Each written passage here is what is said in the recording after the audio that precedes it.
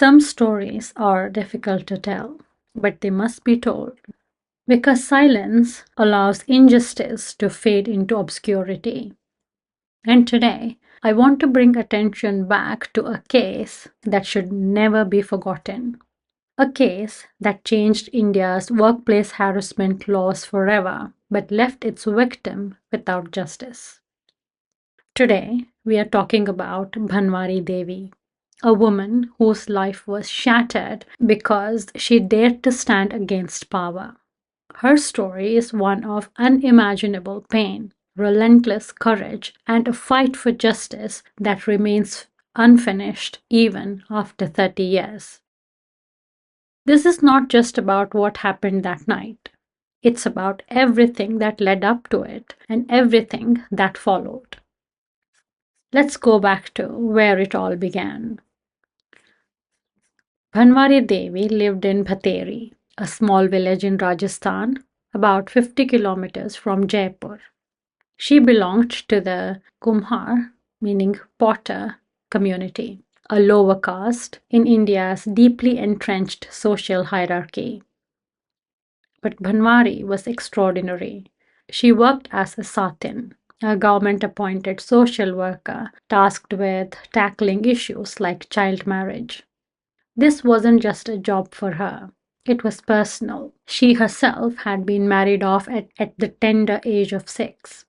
So, when she was asked to intervene in the arranged marriage of a 9-month-old baby girl in her village, she did not hesitate. She knew the risks. The child's family, the Gujars, were wealthy, upper caste landowners. Their influence in the village was absolute, and they did not take kindly to a lower caste woman challenging their authority. So, this incident happened on September 22nd, 1992. It was an ordinary day until it wasn't. Bhanwari and her husband were working in the fields when 5 men approached them, ambushed them. Men from the same powerful Gujar family she had dared to challenge. She knew who they were, she knew why they were there. First, they attacked her husband, beating him until he collapsed unconscious. Bhanwari pleaded for mercy, but instead of stopping, they turned on her.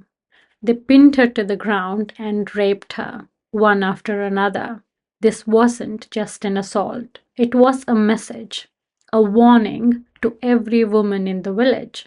Defy us, and this will happen to you too. When Bhanwari went to report the crime, unsurprisingly, she wasn't met with compassion. Instead, she faced humiliation.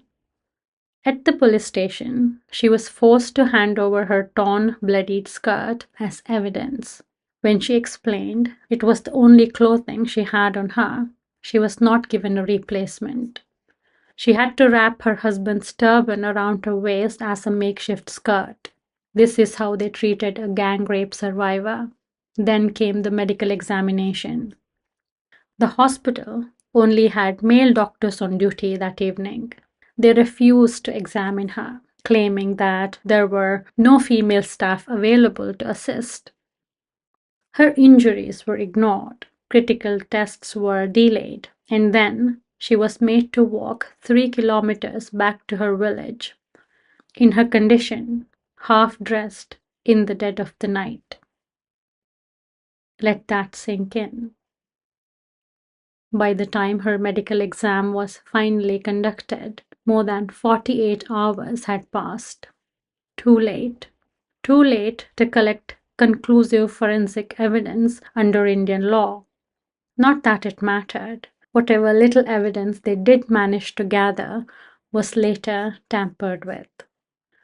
And the humiliation did not stop here. It followed her into the courtroom. When the trial began, the defense didn't just question the evidence, they attacked Bhanwari's character. Even the judge suggested that her husband couldn't have just stood by while his wife was assaulted. They ignored the fact that her husband tried to fight back, but it was 1 against 5. Not a fair fight, in my opinion. And then came the most shocking revelation. The forensic report had found semen samples from 5 different men, but miraculously, none of them matched the 5 accused. The implication being that Bhanwari was lying, that she had falsely accused these men to cover up her own promiscuity, her own compromised morals. They painted her as a deceitful woman, dragging the Gujars' good name through the mud. The system failed her at every step. In 1995, 3 years after the assault, the trial court acquitted all 5 men. The judge's reasoning: he claimed that it was unlikely that an uncle and a nephew would commit such a crime together. He also claimed that men from a respectable family wouldn't do something so heinous. As expected, the verdict sent shockwaves through the country. People were outraged, not just by the acquittal, but by the blatant bias and misogyny of the justice system. But while the system failed her, Bhanwari's courage ignited a movement. Women's rights groups across India rallied around her case. They fought for better laws to protect women and hold perpetrators accountable. Their efforts led to the establishment of the Vishakha Guidelines in 1997, a landmark ruling that redefined workplace sexual harassment and outlined measures to prevent it. Her case also drew attention to the horrors of child marriage, forcing the relevant agencies to take stronger action. But what about Bhanwari Devi? Justice was denied to her. For 30 years, she has lived as an outcast in her own community. Her appeal has been heard only once in the last 22 years. 2 of her attackers have since died. The other 3 remain free. But she continues to fight, not just for herself, but for every woman who has been silenced by the system. Her story isn't just about one woman. It's about thousands of women facing the same injustice. It's about a world that still fails survivors. Bhanwari Devi's courage sparked a revolution. She may never see the justice she deserves, but her fight has changed lives, laws, and mindsets. Let's honor her bravery by continuing to speak out, by demanding better systems, by standing with survivors, because her story is far from over, and neither is the fight for change and justice. Thank you for watching. I hope you liked today's video. If you did, please like, share, and subscribe to my channel. I'll see you in the next one.